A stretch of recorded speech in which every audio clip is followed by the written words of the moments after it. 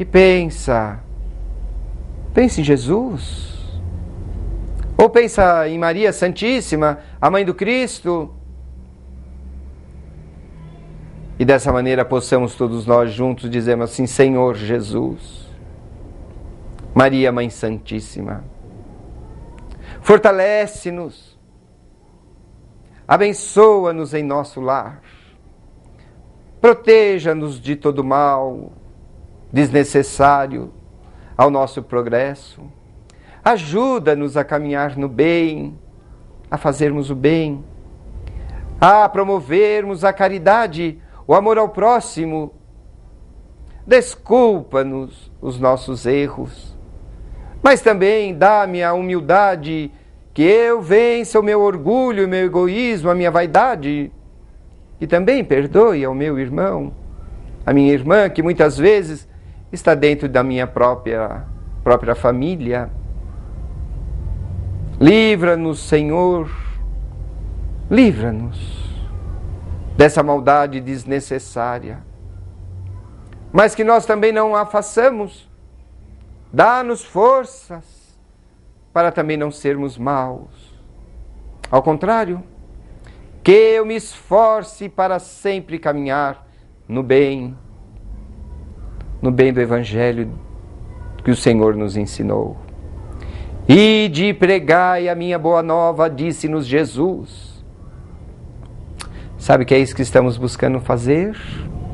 Pregar a boa nova do Cristo, o reino de Jesus, o reino de Deus, as bem-aventuranças que Ele nos ensinou, não é? Sermos todos nós felizes, por sermos misericordiosos, por sermos mansos e pacíficos, por nós sabermos suportar os sofrimentos. Pois é, meu irmão, pois é, minha querida ouvinte, assim termina o programa hoje, rogando que Jesus abençoe a tua casa, a teus familiares, que os abençoe a todos e que haja muita paz em teu coração. Até o próximo programa.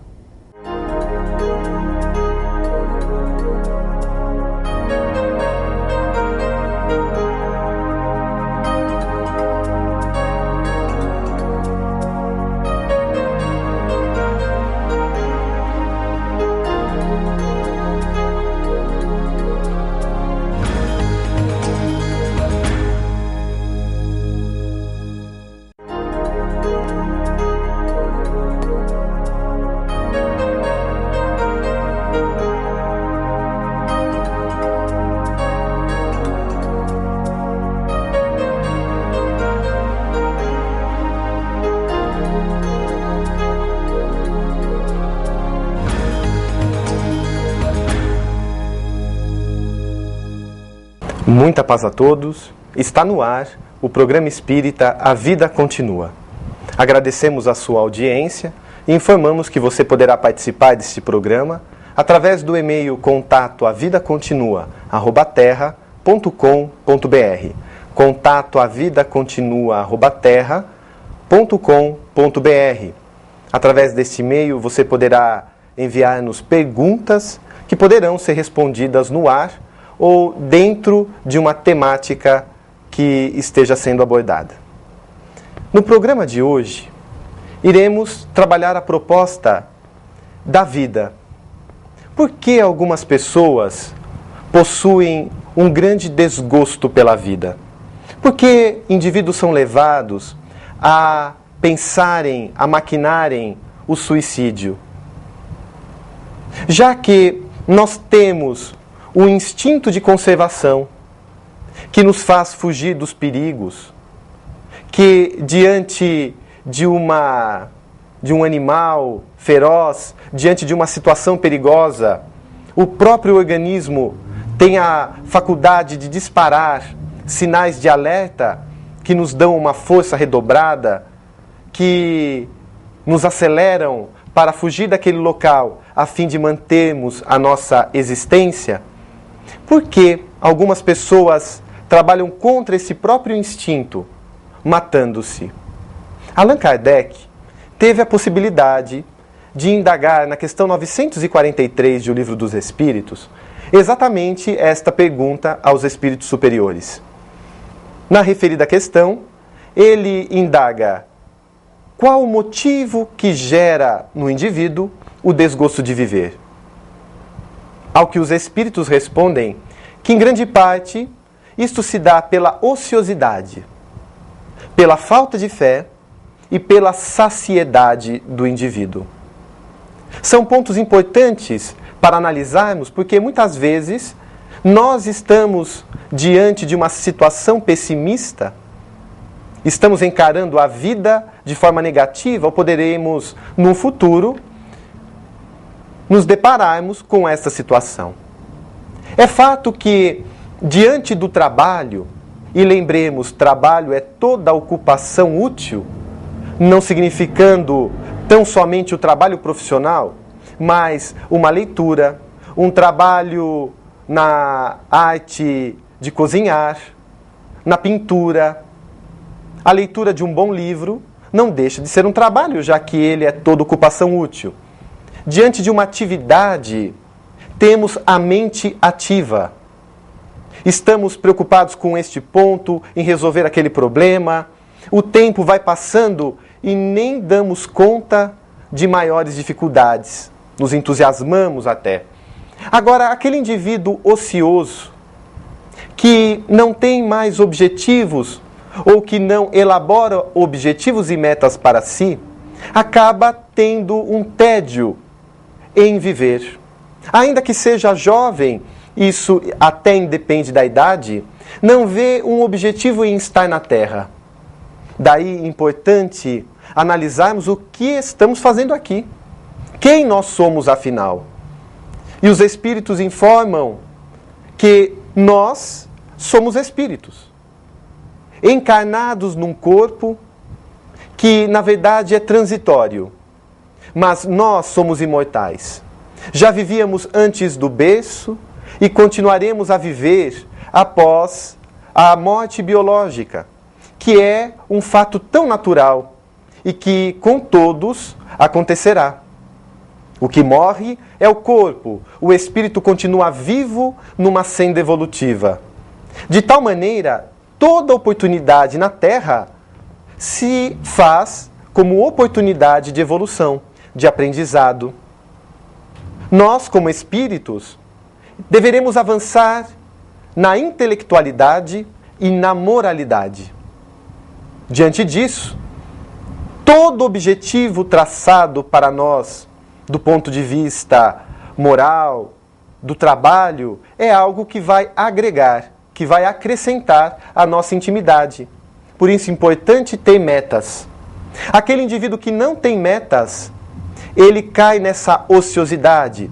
Como não se preocupa, como não elabora questões mentais positivas, dá margem para ideias negativas surgirem. Mente sana in corpore sano. Mente sã num corpo são. A mente doentia é o princípio, muitas vezes, para a queda do indivíduo. Diante de uma ociosidade, quantas pessoas não começam a pensar: eu sou inútil, eu não valho nada, eu sou imprestável, eu sou um peso na terra. E a partir daí, para começarem um processo auto-obsessivo, pensando numa forma de sair dessa situação, começam a delinear a própria morte, o suicídio. Nesse ínterim, recordamos da questão 459 de O Livro dos Espíritos. Os espíritos influenciam em nossos pensamentos e ações, e eles, os espíritos, respondem a Allan Kardec: mais do que supondes, a ponto de que somos nós quem vos dirigimos. Os espíritos exercem uma influência em nossos pensamentos. A ciência informa que o nosso pensamento é uma onda eletromagnética emitida.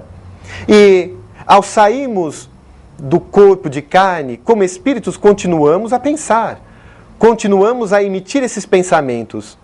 E esses pensamentos entram em sintonia uns com os outros. de tal forma que ao fechar uma afinidade há essa espécie de vínculo, como num processo telepático, por exemplo, onde duas pessoas pensam algo no mesmo instante, da mesma forma, liga-se o emissor com o receptor daquela ideia. E, não raro, entidades, espíritos perversos, inimigos do passado ou aqueles inimigos que temos de forma até gratuita, que invejam a nossa felicidade, conforme aponta Allan Kardec em O Livro dos Médiuns, no capítulo das obsessões, podem estes provocarem um processo onde o foco maior é que o indivíduo se autodestrua. Então, ao contrário da ociosidade, o trabalho ativo. Na falta de objetivos, metas, poderemos ter uma meta pessoal. Quero desenvolver um curso. Quero desenvolver uma atividade física. Quero aprender a bordar, a pintar. É uma meta, é um objetivo. Temos que ter metas profissionais. Quero trabalhar de tal forma a fim de atingir este cargo. Não que o cargo defina a pessoa, mas é natural o indivíduo querer crescer na sua profissão. Então, para que atinja isso, ele deve ter outros objetivos educacionais, de estudo para a autorrenovação, mas também objetivos, metas no campo familiar, no campo do entretenimento, do lazer. E a partir daí a vida dele vai se fazendo com objetivos, com metas a serem alcançadas, e ao terminar atingindo uma meta, ele vai procurar outra. E sempre esse indivíduo está ativo, não dando campo para a ociosidade, não dando margem para que venha a sentir-se realmente inútil. Se Jesus afirmou, vós sois deuses, tudo o que faço também podeis fazer e muito mais, vejam a força que o indivíduo tem na sua intimidade, de superar situações, avançar diante de desafios, vencer a si mesmo, superando inúmeros obstáculos que ocorrem em nossa existência justamente para esse nosso crescimento. Quantas vezes, após termos superado algo muito difícil, alguma grande luta, não olhamos para trás e ponderamos, olha, acreditei que não iria superar isso, achei que ia cair. E, no entanto, agora que superei, me sinto muito mais forte. E não raro, logo depois, um novo obstáculo. E a gente fala, por que fui falar aquilo? Olhe agora a montanha de problemas que tenho. Mas, há 2 milênios, também disse Jesus, que a nossa fé seria capaz de transportar montes. Obviamente, não são os montes, as montanhas de terra, mas sim as montanhas de desafios, problemas que temos em nossa vida. Por isso que, no início da nossa atividade da noite, falamos que o segundo objetivo do desgosto da vida, o segundo motivo para que o indivíduo tenha o desgosto pela vida é a falta de fé. O indivíduo que não tem fé, não tem essa perspectiva de transportar montes e montanhas. Diante de qualquer obstáculo, ele já se sente com medo, desolado, já cai nas depressões, ficando na retaguarda. Agora, qual é esta fé que a pergunta nos remonta? Será aquela fé sem raciocínio? Será aquela fé simplesmente acreditar? Faça isso, por quê? Porque tem que ser feito. Quantas vezes o indivíduo, motivado por uma suposta fé, não faz verdadeiras loucuras, não se flagela, não percorre quilômetros e quilômetros para tentar atingir algo como se pudesse comprar Deus. Muitos comercializam com o Criador.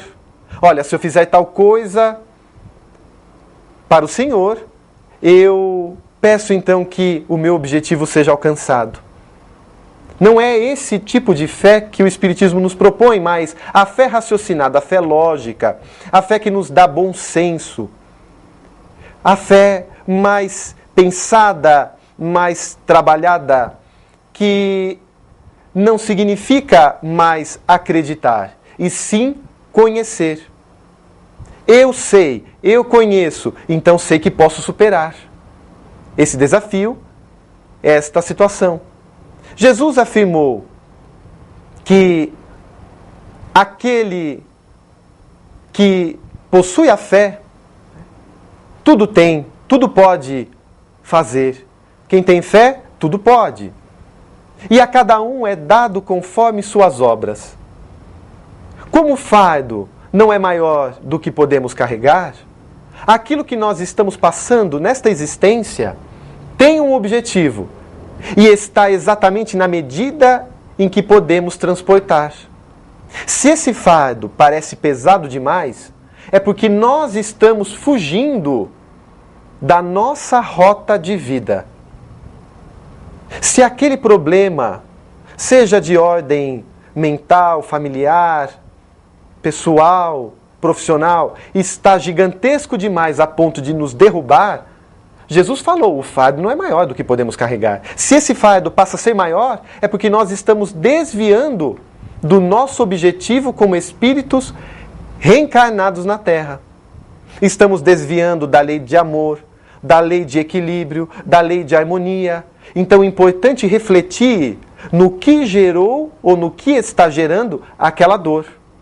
Por que tudo isso? E aí muitas vezes iremos identificar a nossa incúria, seja numa dificuldade educacional, seja num egoísmo exacerbado, seja numa ambição desenfreada. Quantas pessoas, por ambição, não querem galgar situações que não sabem efetivamente se estão preparadas para aquilo? E a partir daí, o trabalho de 12, 15, 16, 18 horas, e a família foi se dispersando a ponto do indivíduo chegar e afirmar, me arrependo muito, se soubesse, não teria entrado nessa. Então, aquilo se tornou um peso demais. Mas por que você fez? Ah, pelo dinheiro. E o indivíduo adoece, e quantas vezes não antecipa o seu retorno ao plano espiritual, à pátria maior, a partir de uma ambição que não estava no seu projeto. É óbvio que os cargos de responsabilidade devem ser compostos, devem ser preenchidos. E automaticamente nos recordamos que há pessoas que diante desta lei de ação e reação, causa e efeito, reencarnaram com aquele objetivo, com aquela missão.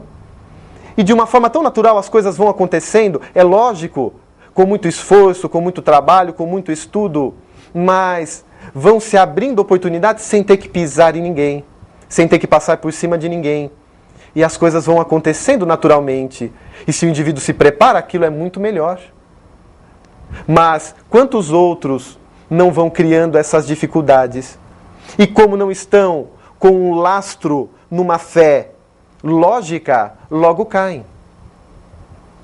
A doutrina espírita nos apresenta essa fé. Aquela que diz o seguinte, o hoje é fruto do ontem e o amanhã será fruto do hoje. Então, quanto mais você se esforçar agora, você irá superar isso. Continuando nesse exemplo profissional. Está difícil? Sim. Então, se prepare ainda mais. Você tem tanta capacidade quanto outras pessoas. Por que se diminuir dessa forma? Por que considerar que não vai conseguir? Avance. Lute. Se o problema é uma doença física, fé e coragem naquela superação.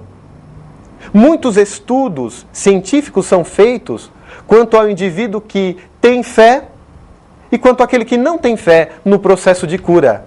E aqueles que têm essa fé, quantos pontos não estão à frente do que aqueles que não possuem? O Dr. Bernd Siegel, oncologista norte-americano, quando recebe um novo paciente em seu consultório, ele costuma fazer uma pergunta. diante daquele paciente com câncer, ele indaga: você quer ser tratado com a cirurgia, com a quimioterapia ou com psicologia? E a partir da resposta do indivíduo, ele percebe se aquele é o indivíduo que confia e tem fé em si mesmo. Porque não basta ter fé somente em Deus. Muitas vezes é até fácil falar: eu tenho fé em Deus. Mas quando a situação aperta, não recordamos mais de ninguém. Então é importante ter essa fé no Criador e a fé em nós mesmos. Aquela fé que diz: eu sou capaz, tudo é possível naquele que crê. E se o indivíduo fala cirurgia, tira esse câncer, é que é uma pessoa muito insegura, diz Dr. Bernd Siegel. E possivelmente terá dificuldades na própria recuperação. Aquele que afirma, no entanto, psicologia, é um indivíduo autoconfiante. E ele nos narra o caso do senhor John Florio, um senhor de aproximadamente 78 anos, que chegou ao seu consultório com câncer no estômago. E ao ser constatado o câncer, ele faz essa pergunta. E lógico, ele responde: psicologia. Psicologia, sim, porque eu sou jardineiro. Eu cuido dos jardins de Boston. E como estamos na primavera, se o senhor optar por cirurgia ou o processo da quimioterapia de forma imediata, não conseguirei continuar os meus trabalhos. E ele logo diz: mas é importante a cirurgia. Aqui está marcada. E o senhor Johnny Florio nunca mais voltou. 6 meses depois, ele retorna ao laboratório. E, obviamente, o Dr. Bernd Siegel fica descrente, acredita que Johnny Florio já está num processo irreversível e pergunta a ele o porquê de tanto tempo para retornar. E ele falou: mas já terminou a primavera, o verão, e agora eu estou com o tempo, porque os jardins de Boston não precisam mais do meu trabalho, posso ser operado. Fez a cirurgia e deveria ser aplicada a quimioterapia. E nunca mais o Dr. Johnny Florio, o senhor Johnny Florio, voltou. 5 anos mais tarde, com 83 anos, portanto, eis que numa manhã a secretária do Dr. Bernd Siegel bate a porta e diz: senhor, o senhor Johnny Florio está aí fora querendo falar contigo. E ele diz: Johnny Florio, aquele paciente de tanto tempo, mande-o entrar. E quando ele adentra a sala, obviamente o Dr. Bernd Siegel não acredita naquilo, considera, no entanto, que ele está à beira da morte. E, para sua surpresa, ao ser indagado do motivo de lá estar, o senhor Johnny Florio disse: há um tempo atrás, 5 anos, eu saí daqui e esqueci-me de perguntar qual a dieta que eu deveria fazer. E ele falou: agora, senhor Johnny Florio, o senhor pode comer até aço, porque 5 anos depois, tendo aquele câncer que eu considerava